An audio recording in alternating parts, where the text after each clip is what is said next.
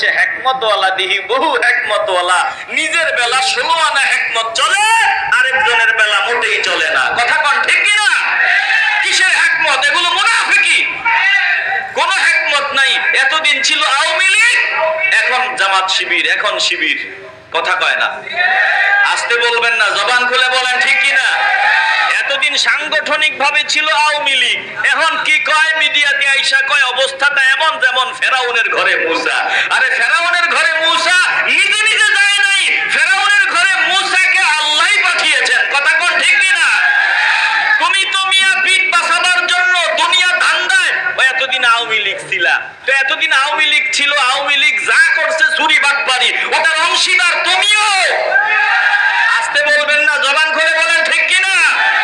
আওয়ামী লীগ যত কিছু করেছে এর অংশীদার তুমিও, কারণ তুমি তাদের সহযোগী ছিলা, প্রকাশ্যে সহযোগী ছিলা। এ মুসলমান, আপনারা করলে হিকমত আর আরেকজনে করলে এগুলো হিকমত হয় না।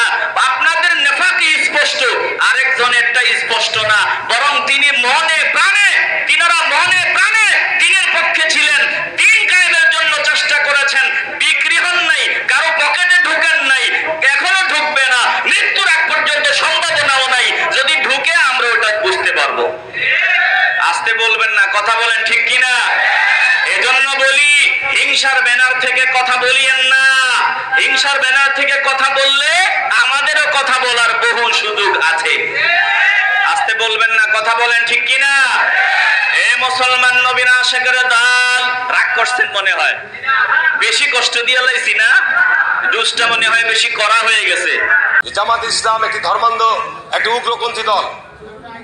তারা ধর্মকে নিয়ে ব্যবসা করতে চায়। আর পরিষ্কার কথা, পরিষ্কার স্পষ্ট কথা আমি কয়েকদিন আগে বলেছিলাম যে যারা এই ধর্ম ব্যবসায়ী তারা ধার্মিক নয়।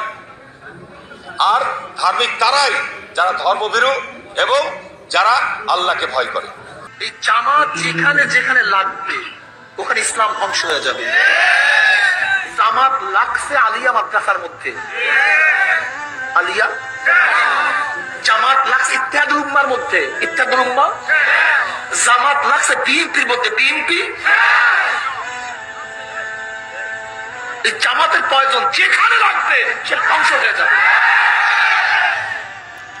মিজানুর রহমান আজহারীর প্রতি অনুরোধ রাখবো, এটাই একটা পরামর্শ থাকবে তার প্রতি আমার, যে আপনার মেধা আছে এবং আপনি ভদ্র মানুষ, যতটুকু আপনাকে দেখা গেছে জামাতের খপ্পরে পড়বেন না, মওদুদিবাদের খপ্পরে পড়বেন না, ধ্বংস হয়ে যাবেন।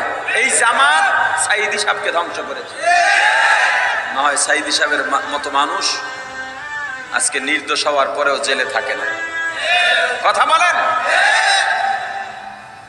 শায়েখে চরমোনাই বলেছিলেন, জামাতের খপ্পরে যারা পড়ে তারা ধ্বংস হয়।